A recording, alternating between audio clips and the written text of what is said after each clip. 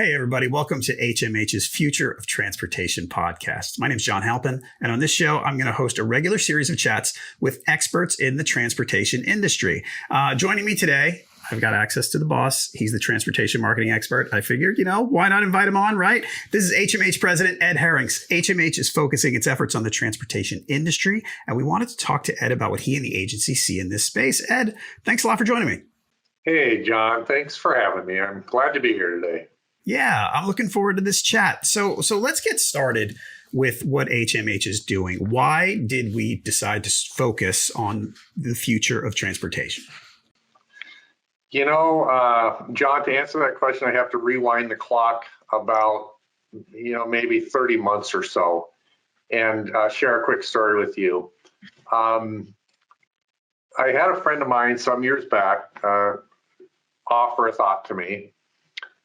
Which at the time it just grabbed hold in my mind and kind of stuck there. And he said to me, Ed, he said, you know how to run a growing business? And I kind of laughed. I go, no, Mike, how do you run a growing business? And he said, sell into a growing market. And it just stuck with me as one of those kind of simple, pragmatic ideas that's wiser than the number of words it takes to make that sentence up. If you want to run a growing business, sell into a growing market. And I began to think, what markets are growing? And future transportation, or I started to watch this transportation sector evolve, and I started to watch the rise of electric and autonomous and connected vehicles, the development of policy formation, the anticipation and increases in funding with infrastructure. And I started to really look at the rise of this idea of just all this change happening in the category of transportation as a category that's just going to experience natural lift, this idea of natural lift. And then I began to reflect a little bit on, what are we good at HMH?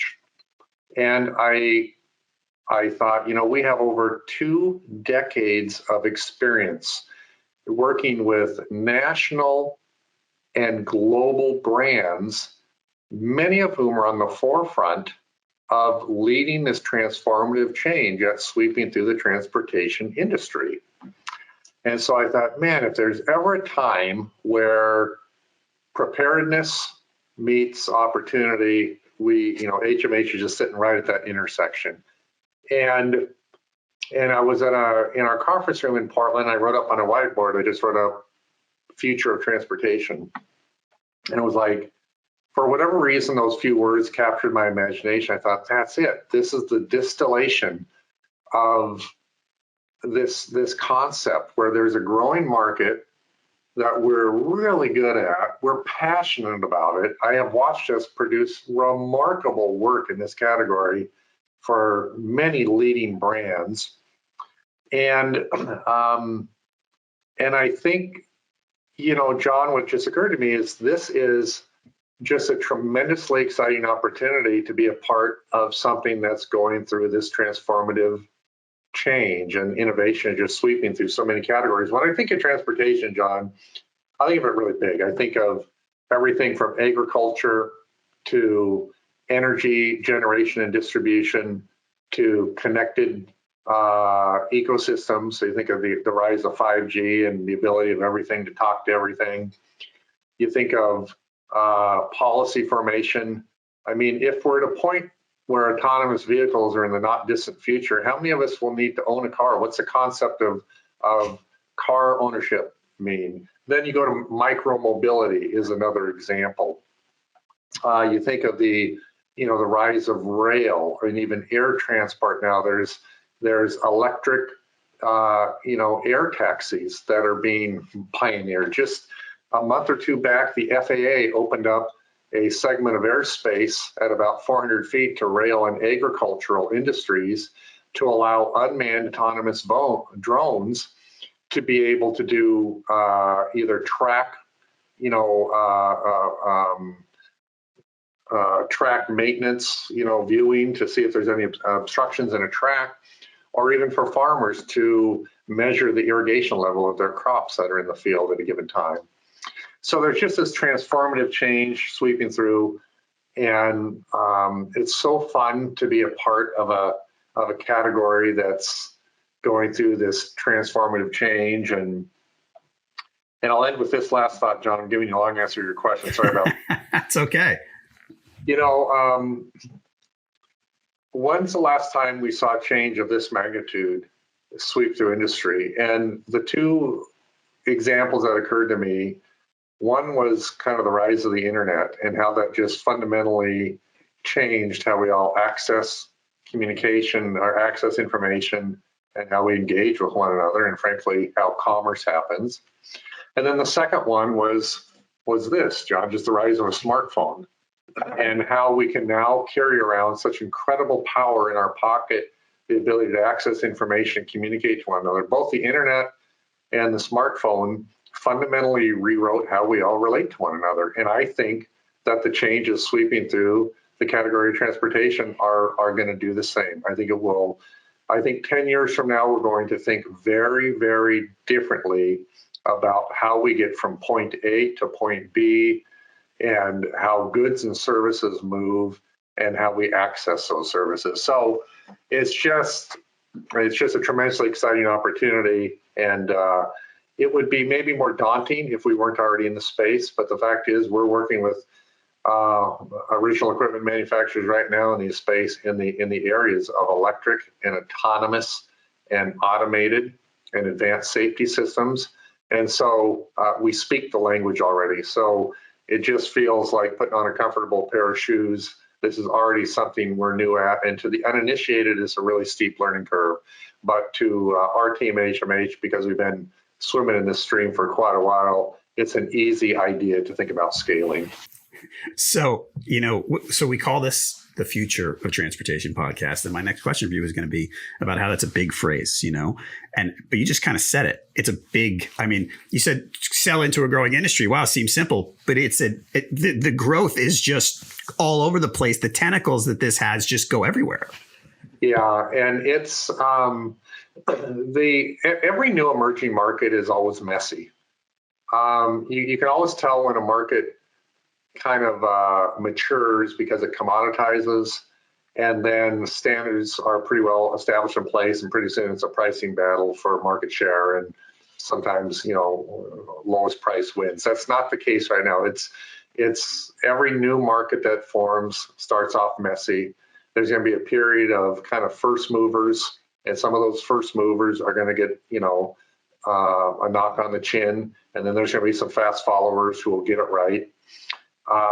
And so there are so many areas where technology is going to enable new ways to solve transportation challenges or problems or meet needs, and it's busting out all over the place. You're right, John. It's not, and so I think of, the obvious ones that we sometimes hear about, right, like parcel delivery, and but I mentioned earlier, the use in agriculture to map water levels in fields to be able to optimize irrigation, and think about, the use in rail to be able to, map track conditions to make sure that there's no, issues that would impede or create a safety issue for rail travel.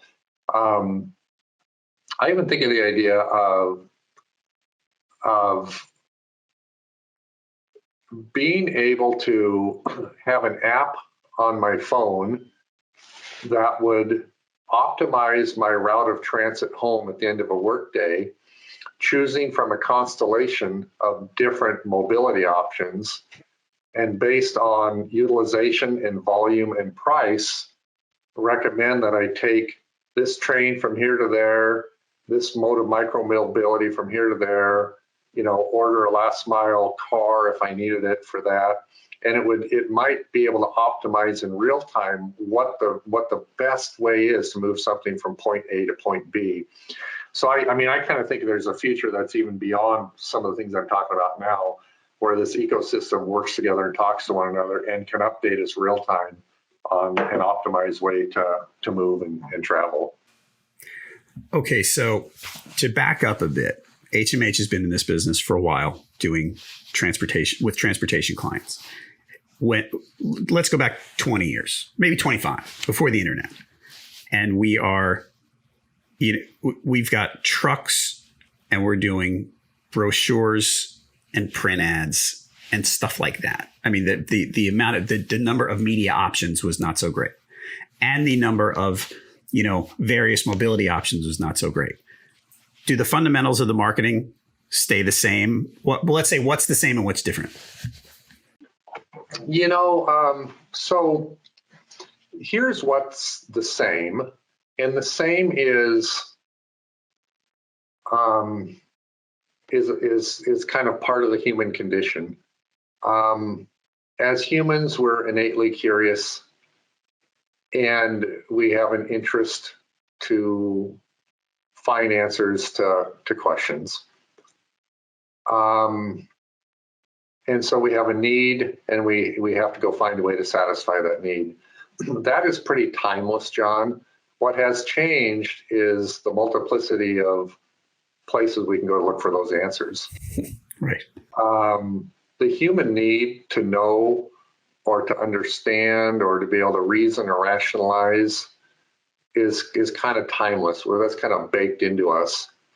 But where we go in search of that information has changed. And so when I think about HMH's role in helping to support brands who are creating the future transportation, I think what we bring to those pioneers is this ability to develop what I think of as almost an uncommon understanding of their customers. What is the user experience that they desire, even if they can't fully articulate it yet? And what's the design strategy that we might imagine or enable in order for that person to have their need met in such a way it almost seems intuitive? So even though we're in the communication business, and that is oftentimes our craft and trade, the idea of being able to design an optimum experience for one of our clients' customers and then map a solution or set of solutions to that is super exciting. Because at the end of the day, what we're trying to do is help our clients educate or inform or persuade audiences that they want to have a relationship with. And one of the things I know we're really good at HMH is digging deep into that, either the influencer or the end user's needs at that point in time, and then reverse engineering ways to connect with them and ways to engage with them.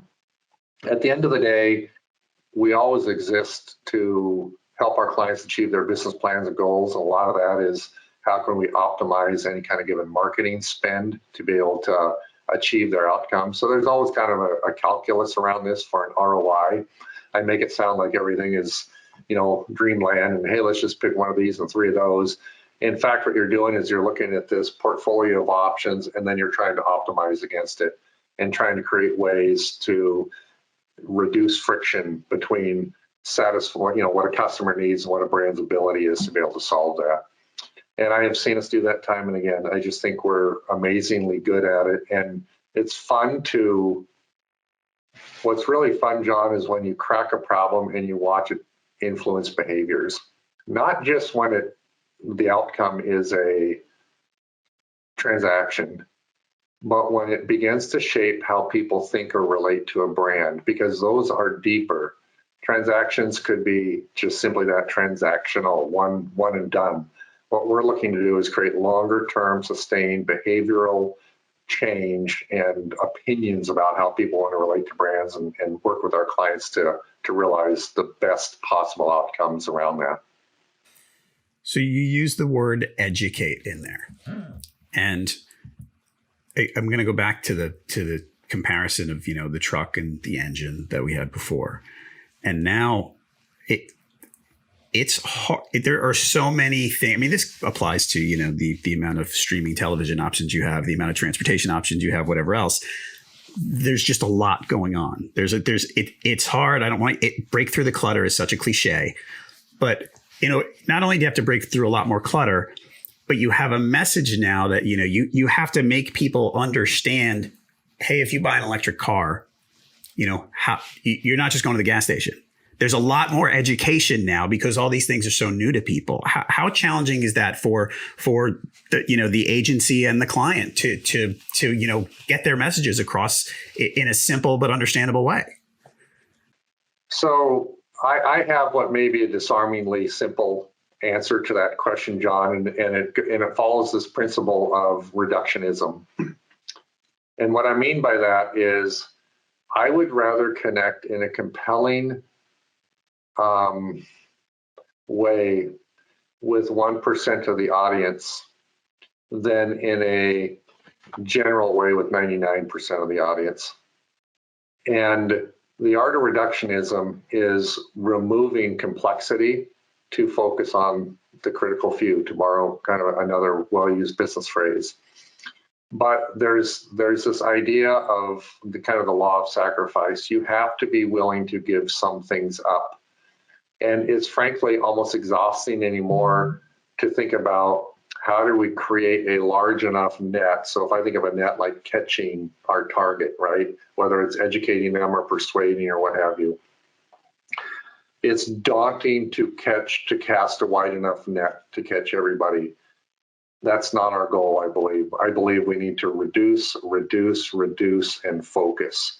And when we can do that and do few things well, we have a better chance to put metrics around it and to learn through trial and then to optimize the spend.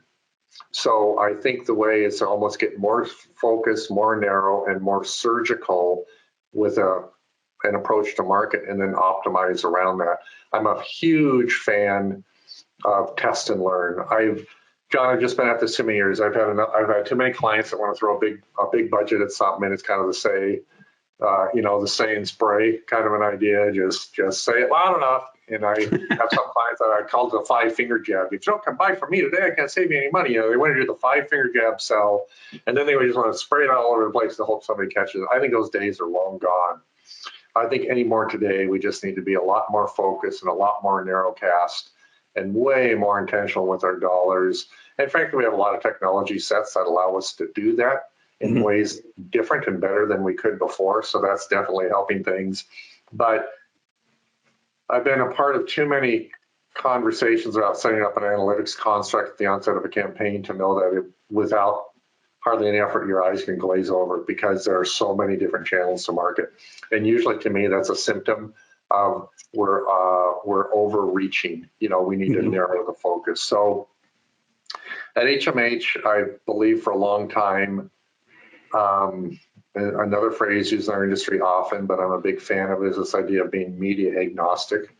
I don't have a preferred channel. I don't have a preferred means of engaging folks.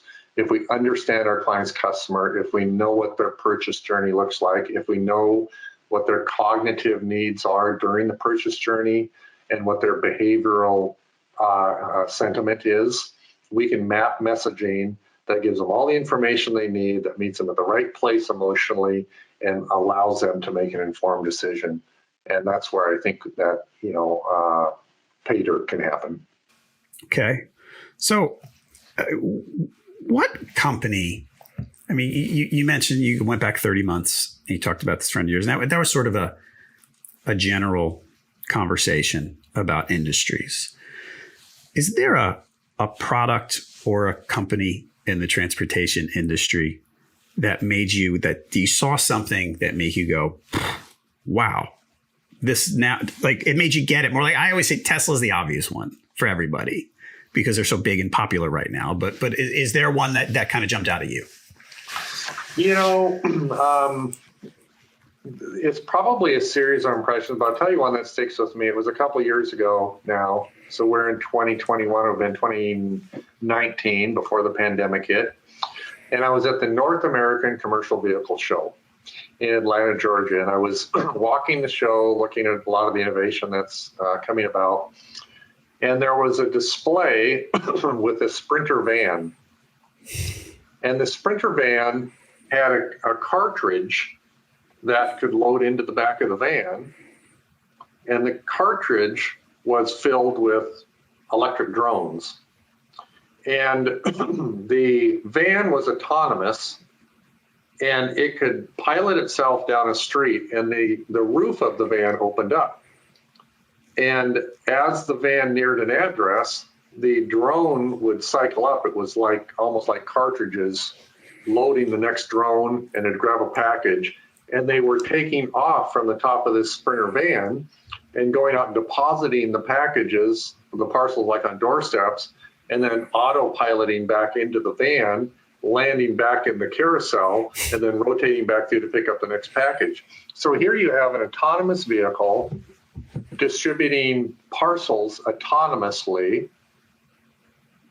And it just, I mean, I look at that and it just caught my imagination about being able to have a connected ecosystem where that can all be done safely and efficiently. And there was frankly just a cool factor to it. It's like, man, that's kind of, that's like George Jetson, kind of cool there to age myself a little bit. I'm with you, don't worry. Yeah. But that was a fun one. So, I saw that. And of course, I've seen there's an electric motorcycle brand that's, in early stage called Fuel, which I kind of have. I'm not a motorcycle rider, but I love what they're doing with that. I'm watching a company out of North Carolina, actually Herinckx from Europe, called Arrival, that's working on electric transit buses for, urban transit solutions for bus systems and that sort of thing. It's pretty neat what they're doing there. So there's a number of different ones that I'm watching. It seems like almost every time I turn around, I hear another story of some, neat new application of this technology. We were consulting with a company recently that manages transponders that are typically at toll stations. And these transponders have a completely different technological bandwidth than is other than just reading a smart pass to be able to assess a toll. They have an ability to assess, if allowed, a lot of telemetrics data on the health of the vehicle. What's the service interval? Are there any imminent failures for parts that might be occurring? And they can coordinate vehicle diagnostics with service stations to be able to provide timely intervention to help a traveler avoid a situation where their car's out of service for whatever reason. And so I thought, even just that, the idea of this smart connected ecosystem for servicing vehicles would be such an amazing thing for consumers to have access to. So there's lots of them, John. So we've been talking internally, I mentioned Tesla earlier. I'm not going to harp on them. We talk about electronic vehicles a lot. You mentioned Arrival. One of our clients, Freightliner's got an electric truck now, and so that transformation in vehicles. I mean, GM did their all-in Super Bowl campaign. The state of California said by 2035, every new car is not going to be a combustion engine. Do you feel like this transformation is happening? I feel like I've known it was coming, and all of a sudden the switch flipped, and it's happening, and it's rolling straight downhill like a big boulder. Yeah, no, the momentum is definitely gathering. President Biden and his administration came into office, and one of the platforms that they campaigned on was the idea that by 2030, all school buses in America would be electric. School buses are a perfect use case example. They leave a depot in the morning, run a fixed route, return in the middle of the day, then repeat that route in the afternoon. There's ample time to charge them before they leave, in the middle of the day, and after. And there's a great need for many cities now that are adopting sustainability initiatives to be able to reduce our carbon footprint. And school buses offer a tremendous opportunity. And not only that, John, right now, so just last week, I spent a day with one of our clients, Thomas Built Buses, one of the nation's leading manufacturers of school buses. And we were talking about the impact that school buses could have as mobile storage units for power generation during off-peak times or during peak times. So imagine the bus charges during the day, and then during peak periods, a bus fleet could be hooked up to the grid and could flow power back into the grid to meet peak demand cycles. Or frankly, they could hook up to a building. So you could have vehicle to grid charging or vehicle to building charging. There's fascinating ways with electric to be able to capture and release stored energy when it's commercially viable to do so. And we're even seeing that happen, at scale right now and even residential applications. So yeah, the pace of change is absolutely quickening, and it's going to be disruptive, John, because right now electric vehicles, whether it's a car, a bus, what have you, when you're not running an internal combustion engine, there are fewer parts, there are fewer consumables. We're running electric motors, not electric engines. And the motors are placed differently on a chassis in an electric vehicle than they are in an internal combustion powered vehicle. And so there's the consumption of parts, the consumption of service, and the service intervals are all going to change. So it's super exciting. It's also going to be pretty disruptive to the industry. And a lot of industries right now are trying to figure this out. A lot of it, though, is being driven by policy. So you mentioned California as an example. Yep. There are a few states that are really making bold decisions to really accelerate the adoption of electric. And I think that kind of policy initiative from government is well placed to drive private industry to move boldly into these changes. It's not for the faint of heart. There's a lot of capital tied up in this stuff, John. It's a big money game when you're trying to bring new technologies to market. And so to know that there's a market there and government is helping to create this market will give manufacturers the confidence to believe that, if we build it, they will come. Right. And I think that's why it's not just for a while we heard a lot about the startups with the cars, for instance. Now it's like Ford and GM are like, hey, I mean, not that they weren't in it already, but they seem to have stepped up their game a little bit. So yeah, they have. And, but right now electric is it's got a cool factor with it. Just the instant power and torque and acceleration that's available, let alone, the noise, less noise and things. There's kind of a cool factor with electric right now. And that's not to be denied. But eventually the market will mature and they'll become more commonplace. Mm-hmm. And Tesla right now is a great example of somebody who has a first mover advantage. While they didn't necessarily pioneer the market, they were first to be successful at scale on a commercial basis. And they've captured so many people's imagination. They've done a phenomenal job of creating a market.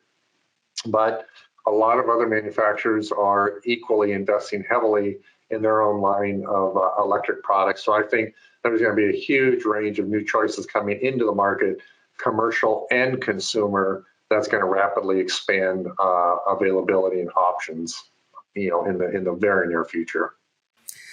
All right, a last question for you. So we're going to be using upcoming episodes, like I said at the top, to talk to experts in the transportation industry, of all stripes and industries and sub industries, let's say, and things like that.